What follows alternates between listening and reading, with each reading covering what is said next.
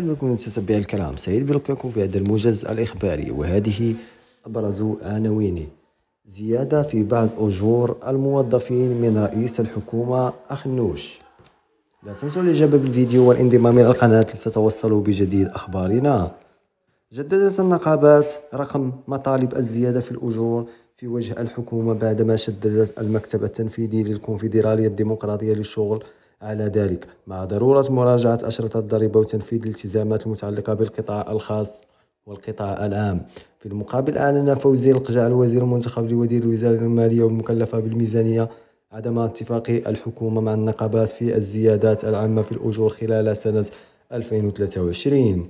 وأضاف سليك في تصريح لجريدتنا أن النقابات ناقشت مع القجع مسألة الضريبة على الدخل وفشل في الاستجابة للمطالب، منبها إلى أن لا سبيل للوقوف. وبالنسبة للحكومة، ستبقى المهندسين الذين يصل عددهم ما بين 11 و 240 مهندسا، والمتصرفون الذين يبلغ عددهم 31,000، والتقنيون والمحررون وعددهم 24,000، إضافة إلى العاملين في قطاع الوظيفة العسكرية.